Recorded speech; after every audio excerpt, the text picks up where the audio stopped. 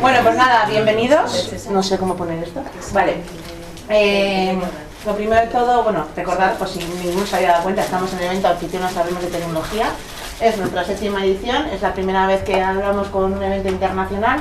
Internacional, pues porque tenemos compañeras que han hecho en Nicaragua, en Colombia, en Costa Rica y en Paraguay.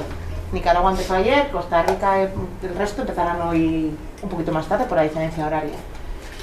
Muchísimas gracias a todos los patrocinadores, ¿vale? Somos muy pesados, pero es que si alguna vez os toca organizar un evento entenderéis por qué adoramos a los patrocinadores, ¿vale? Nos solucionan muchísimos problemas, sobre todo el problema económico o el problema del espacio, que encontrar un espacio para hacer un evento es complicado, ¿vale? Bueno, ¿y dónde estáis? Pues yo me llamo Cristina Tarabini Castellani Cierdia, añado el Cierdia porque en una prima mía se llama igual pero diferente apellido, para que no os equivoquéis. Esta charla se llama Entendiendo las consultas de SQL, ¿vale? Es una charla básica, ¿vale? Porque como no tenía muy claro el nivel que podríais llegar a tener, porque como estas sesiones son a un público muy general, que puede venir gente muy experta, gente que igual no tiene ninguna idea, que no pasa nada, yo quiero que de aquí todos salgáis con alguna perlita, ¿vale? El que sabe menos pues va a aprender más y el que sabe más pues espero que al menos algo nuevo aprenda. ¿Y quién soy yo? Como os he dicho, me llamo Cristina Tarabini Castellani, lo llamamos database engineer, o sea, o ingeniero de base de datos, el puesto de trabajo que yo hago, porque no soy ni administradora, ni solo administradora, ni solo desarrolladora de base de datos. Hago las dos cosas y hacemos más cosas, muchísimas más cosas, buscar soluciones globales con bases de datos. Llevo pues más de 16 años trabajando en el mundo de los datos y sobre todo pues me acabo especializando en lo que acabo llevando la carrera profesional en el mundo de SQL Server en el ecosistema Microsoft. Colaboro con varios grupos de iniciativas. No sé si funciona, ¿no? ¿La fuerza? ¿Sí? No, las pantallas reflejan los láseres.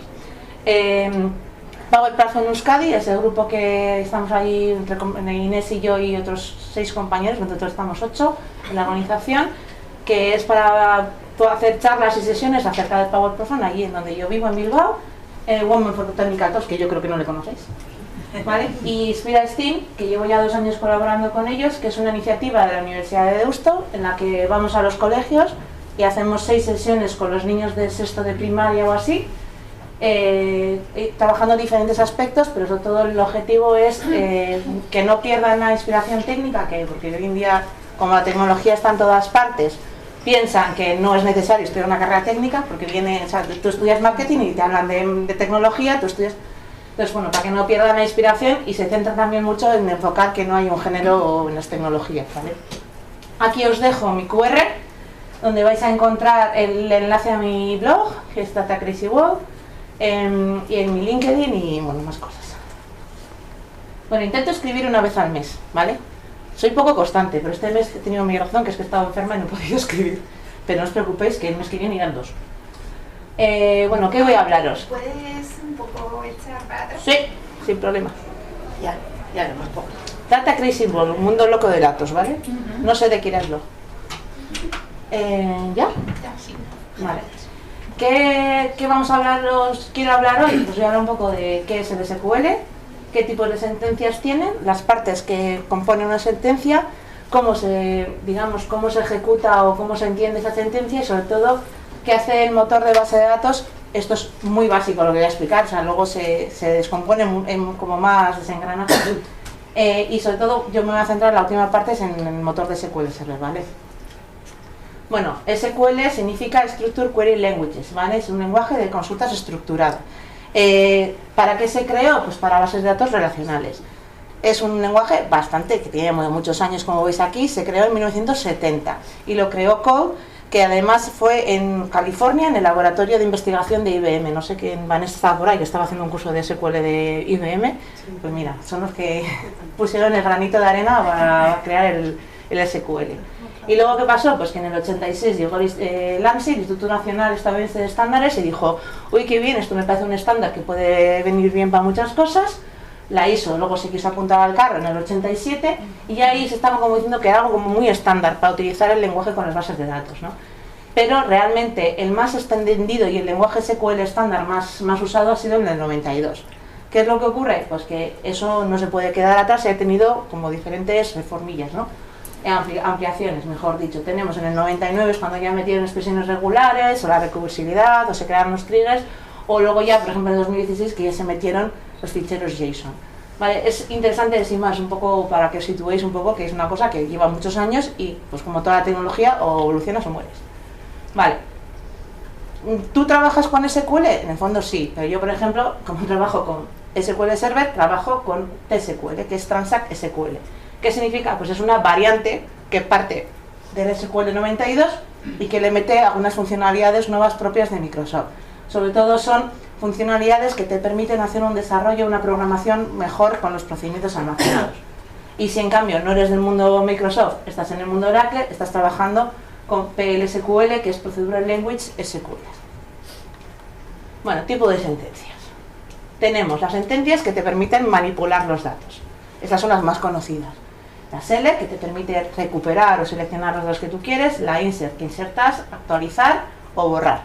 ¿Vale? Otro tipo de sentencias son las DDLs, que son para definir las cosas, las estructuras que van a contener esos datos. Tengo el creador, o sea, el create, el alter, que es para modificar, el drop, que es para borrar el elemento, el truncate, que es como para limpiarlo completamente, y el rename, que es para renombrarlo. Luego, puedo tener un lenguaje para controlar. ¿Qué es lo que necesitamos controlar normalmente? Los roles, los permisos, la integridad referencial.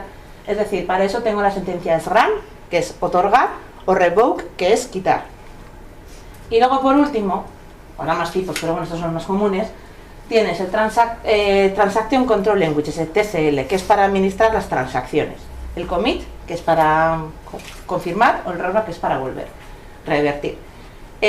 Las transacciones, pues porque estamos en un mundo de bases de datos relacionales y es una de las pilares fundamentales de las bases de datos relacionales. La transacción es lo que me permite estar en mi hilo de trabajo y que los demás no interfieran y me aísla completamente de lo que yo estoy haciendo. Vale, partes de las sentencias. Me voy a centrar en la select, no voy a entrar en más sentencias, ¿vale? Tengo la palabra clave select y después vienen indicados todos los campos o la selección de datos que yo voy a utilizar.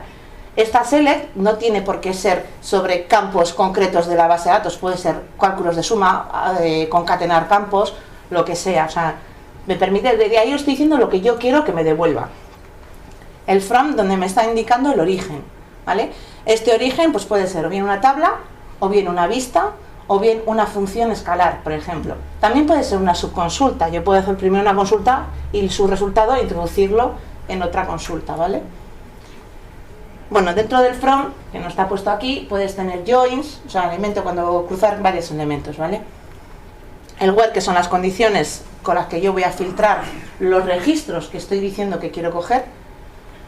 El group by me va a agrupar, es decir, yo si todos esos registros los quiero, pero los quiero agrupados, ¿vale? Para agrupar pues tienes las funciones de agrupación, que son los max, el min, el average, o sea, son funciones de agrupación, y tú en el group by indicas los elementos por los que tú quieres agrupar. Es importante que si tú estás agrupando por los elementos, o sea, perdón, si en la select tú has puesto varios campos, por ejemplo, identificador más una descripción y un count de cuéntame los niños de las niñas que coinciden con esto, en el group by tienen que estar todos los elementos que no estás agrupando, porque son los elementos por los que tú vas a agrupar. El having viene a ser el where, o sea, las condiciones de las agrupaciones, ¿vale? Primero tengo que agrupar para poder luego filtrar. Y luego, por último, el order by, que es decir, esa información que tú me estás pidiendo, ¿cómo quieres que te la ordene? Mi consejo, yo en base de datos no hago order by. Ya se encargará el que lo tiene que visualizar en visualizar como quiere visualizarlo. ¿Por qué? Porque esto consume un montón de recursos del servidor y luego ahora lo quiero por el primer campo, luego lo quiero por el segundo campo, y eso es una cosa que se puede hacer mucho mejor en el visual, en el frontal, que en el motor. Vale, os voy a hablar de, ejecutando unas sentencias, cuál es el orden lógico que es, digamos, con el que supuestamente trata el motor las cosas de inicio. Primero se centra en el from, es decir, de dónde tengo que sacar la información. Después, en el on o en el on join, estos son porque al final tú luego estás juntando muchas fuentes de información y las tienes que cruzar de alguna forma. Entonces, ¿cómo las estás cruzando? El where, es decir, ya he escogido toda la información, qué condiciones tiene que cumplir. Todo esto es para ir reduciendo datos, o sea, yo cojo esto y me voy cada vez quedando con menos. El group by, vale, yo te he dado esta información, ahora la quiero agrupar, si tiene, si no tiene, esto me lo salto. El having lo mismo, es decir, esas agrupaciones que me has hecho, qué condiciones tienen que tener. Lo mismo, no es obligatorio que exista ni el group by ni el having, ¿vale? Tampoco la where, yo puedo decir, dame todos los registros en una tabla, ¿vale? Select, es decir, todas esas cosas que hemos hecho, ahora es de todo lo que yo he cogido, qué datos específicamente tú quieres. Distinct, ¿por qué? Porque tú puedes decirle, sí, pero no me des todos 5 veces la misma línea, que con una línea estoy, más que una cosa me vale. Y por último, el order by, es decir, ahora me lo ordena, que como he dicho, yo de vosotros no ordenaba. Y aquí vamos al meollito de la cuestión. Esta es la parte, bueno, hasta aquí me vais siguiendo todos, nadie se ha perdido. Vale, esta parte es donde yo quería llegar a explicar, pero para llegar aquí pues quería un poco la introducción anterior, ¿no? A grandes rasgos, un motor de base de datos, digamos que hace varias fases, ¿vale? Realmente cada una de estas fases internamente o realmente podríamos hacer más fases o incluso agruparlas de otra manera, ¿no? Pero para mí las fases más importantes en las que un motor ejecuta o entiende o trabaja las consultas que tú le estás mandando son estas tres. Parsea y luego hace una vinculación, optimiza y por último ejecuta. ¿Qué significa parsear? Lo primero, valida la instrucción. Si tú me has escrito mal el campo o el comando o lo que sea, no voy a gastar más recursos, me planto aquí y te digo, oye majo, ponme esto, ¿no? Bueno, que sepáis que había una demo que me la ha saltado. Pero es que es muy básica, entonces no tenía sentido. Identifica las constantes. Es decir, ¿por qué? Porque a la hora de planificar y parsear tengo que ser capaz de tener identificadas esas constantes. Expanden las vistas. Las vistas, no sé si lo sabéis, pero lo voy a decir, son elementos compilados del servidor, es un objeto compilado. Un objeto compilado es un objeto que la primera vez que tú lo lanzas, digamos que el motor se lo prepara y lo tiene como almacenado. Y claro, dice cuando expande es porque él tiene como preparado lo que tiene que ser la definición, pero no tiene los datos que componen esa vista, ¿no? Entonces en expandir es como que prepara ya esa vista. Luego comprueba los permisos, porque si me estás pidiendo acceder a un dato que no puedes, pues ¿para voy a seguir yo para adelante? Vale. Y por último, bueno, igual no es el último, comprueba los datos por ejemplo, estas son las partes más importantes que considero yo que hay que tener en cuenta de esta primera fase, que es comprueba los tipos de datos de las union. Tú puedes tener una consulta y la puedes unir con otra consulta. Vale. En la primera consulta yo puedo decirle, devuélveme el identificador y la descripción.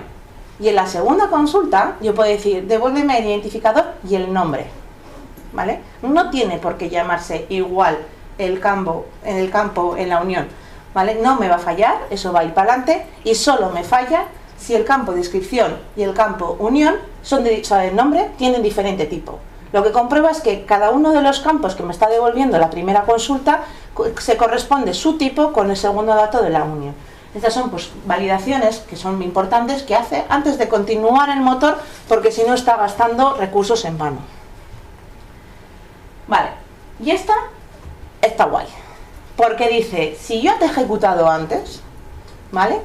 Tengo ya guardado lo que me costó, el plan, que es lo que llama el plan, o cómo pienso ejecutar esto en mi memoria. La caché es como una memoria que tiene el servidor y que donde él, una vez ha pasado todo esto, se ha guardado la información como la chuleta. Es decir, ya te ejecuté antes y la ejecución que pensé que era buena para ti era esta, ¿vale?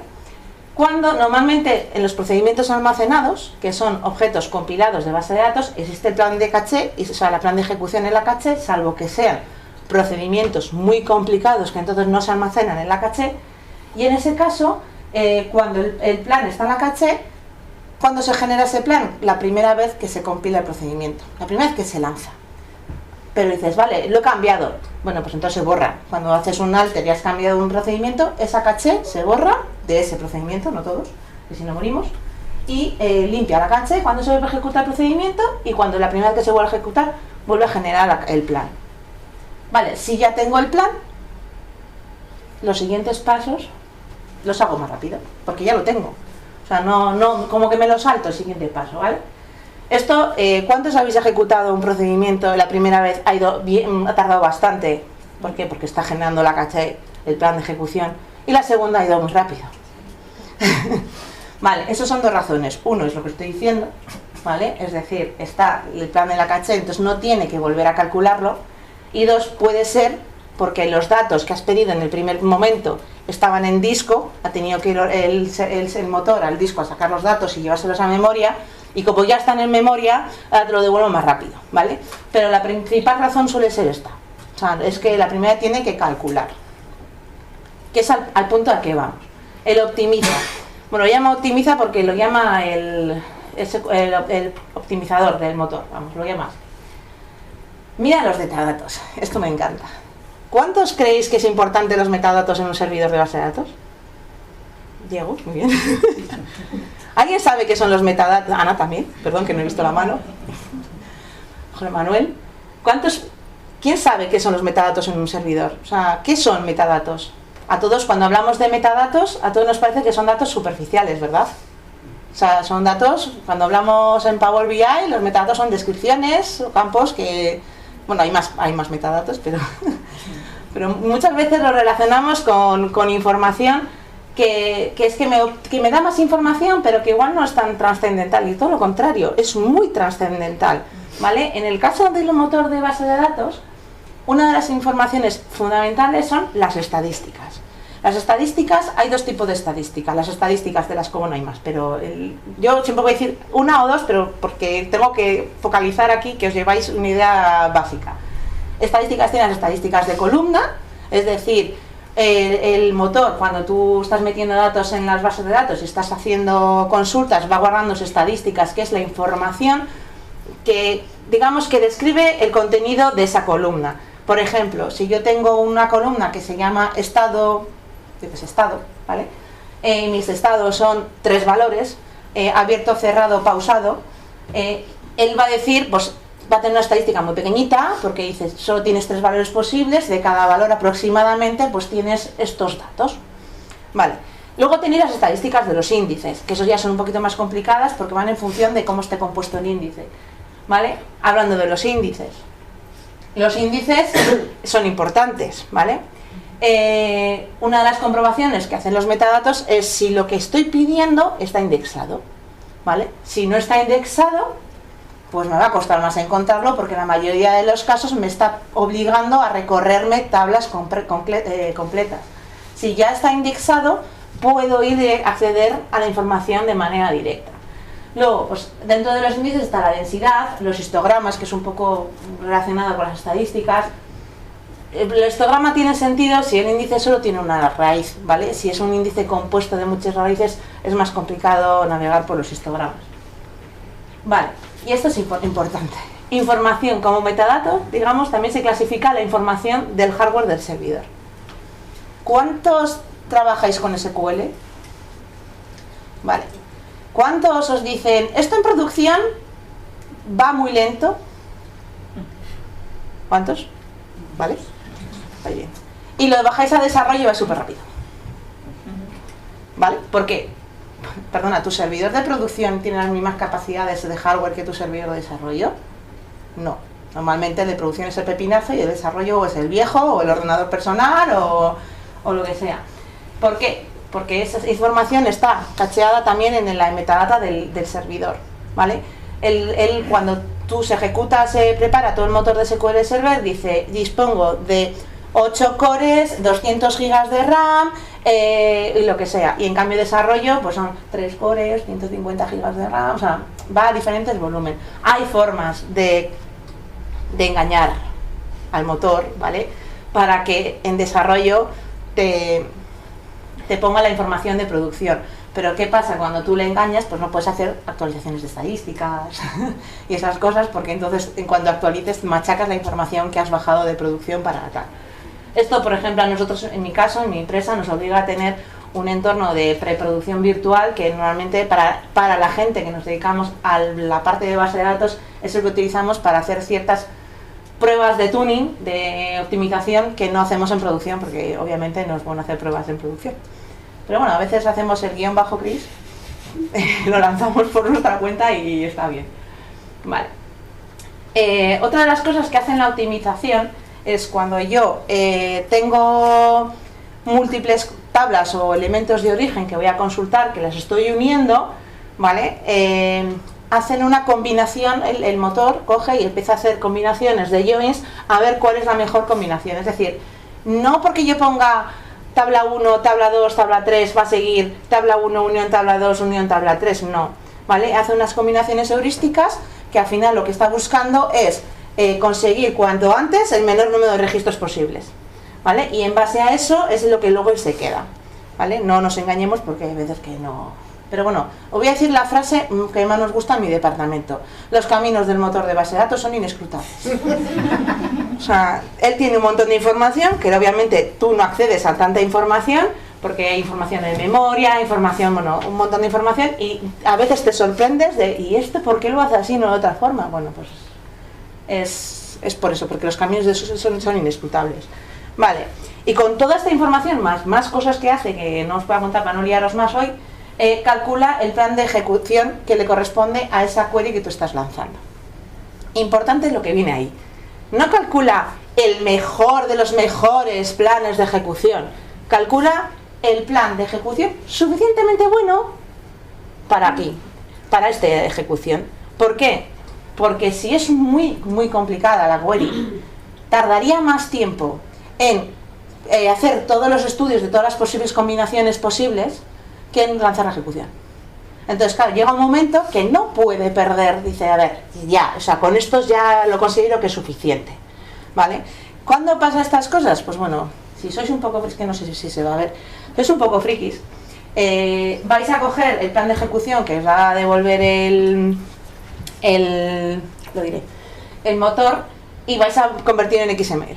Y cuando lo convertéis en XML, vais a buscar una cosa que pone aquí, Statement of Early Abort Reason. La abort reason. Podéis buscar palabra cabra, abort reason, y te dice timeout. Es decir, he abortado la optimización, la búsqueda de la optimización del statement más óptimo por timeout. O sea, porque me he agotado el tiempo que tenía de prepuesto para poder buscar. Vale. ¿Cómo puedes hacer? Porque claro, hay veces que efectivamente el plan que se ha dejado es el mejor de los planes, ¿vale? Y en mi empresa buscamos el milisegundo, no el segundo, el milisegundo.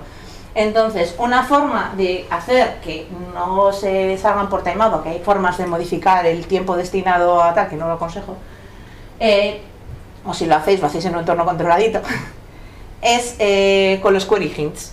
Los query hints, que son las ayudas que tú le puedes meter al motor para decirle, oye, en este caso, igual fuerza el índice, o en este caso utiliza una búsqueda, un seek del índice en medio de un scan, o utiliza este índice que en el plan que tú has preparado no lo estás utilizando y te va a servir mejor, porque tú lo estás acotando de este mundo de opciones, le vas reduciendo y le vas diciendo, pues ahora solo tienes que hacer esta combinación, no tienes que hacer toda esta, ¿no? A ver, los query hints solo para casos excepcionales, a menos que seáis pro. ¿Por qué? Porque le estás quitando la flexibilidad que tiene el motor, ¿vale? El motor es el que conoce todas las variables de su entorno, ¿vale? No es que ahora os pongáis a hacer, no, yo de vosotras no haría query hints, salvo que supierais lo que estáis haciendo. Pero que sepáis que hay forma de, cuando hace un abort por timeout, tenéis forma de forzarle a que, guiándole un poquito, cuantos menos mejor, que él coja el plan que realmente es el mejor para él.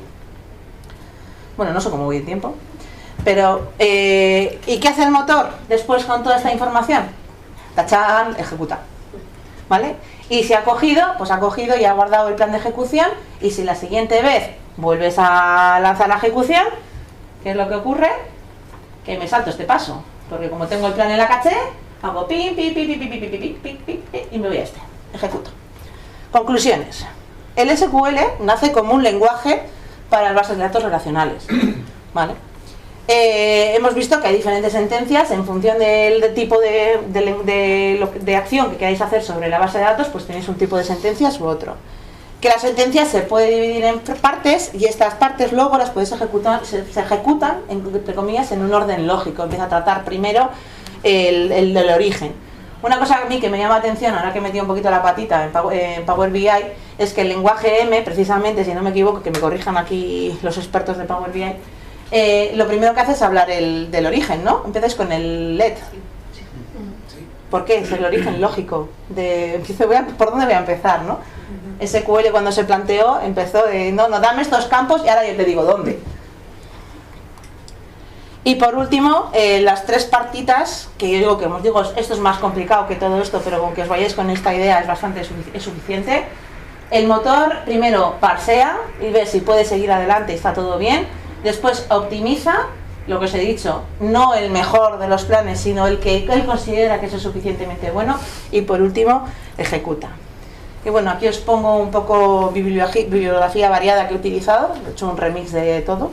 Aquí en concreto estas sesiones de Kevin Klein, que es un crack del motor interno, de las internas de base de datos, del motor de SQL Server. Vuelvo a agradecer de nuevo a los patrocinadores por haber confiado en nosotros y en este proyecto. Recordaros que Acción está ahí en un stand que podéis donar y coger cositas, y que el dinero neto de las ventas de entrada va a ir a esta asociación. Y pues muchísimas gracias por haberme ido.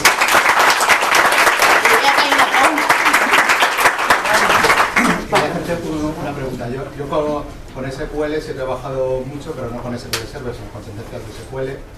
Y claro, siempre he oído, vamos, no lo he probado, pero que DAX también viene de SQL, ¿no? El que tienes ahora te va a contestar mejor. Ya, pero ¿cómo integras el DAX dentro de SQL? Claro, pues. Yo creo que no se puede, ¿no? Integrar DAX dentro de SQL. ¿Utilizabas DAX en SQL o...? Yo de esa parte no tengo ni idea. O sea, de meter DAX en motor de SQL yo creo que no, porque DAX, o sea, tú dentro de Power BI, o sea, en el Power Query, pero no, que yo sepa integrar DAX dentro del motor de SQL, no. O sea, tú puedes integrar expresiones regulares, pero no tiene nada que ver con DAX. Como siempre he oído que DAX viene de SQL o que viene de SQL. A ver, yo entiendo cuando hablan de eso, es que a mi entender es porque DAX te permite hacer agrupaciones, te permite... Hay algunas cosas similares. Hay cosas similares. Por ejemplo, Calculate primero prepara el contexto y luego hace la operación, que es un poco lo que... Sí, o sea... Pero ¿de dónde viene? Hay cosas similares, pero no... Si tú sabías que venía de ahí... No, esa parte de mí se me escapa. Ya que tengo las dos patitas, pero todavía la patita de BI me queda mucho, por aprender. Yo, por ejemplo, que se ve de la patita de BI, también soy certificado y por eso cuando te estaba escuchando lo veo por ver. Perfecto. Bueno, nada, alguna pregunta más, si no me abordáis por ahí, no sé cómo voy de tiempo. Aquí recordaros que van a dar Mar y Bárbara la sesión y Mar, solo, Bárbara, tú no. Ah, vale. No pasa nada. Y Marcela va a dar la sesión en el auditorio, ¿vale? Muchísimas gracias.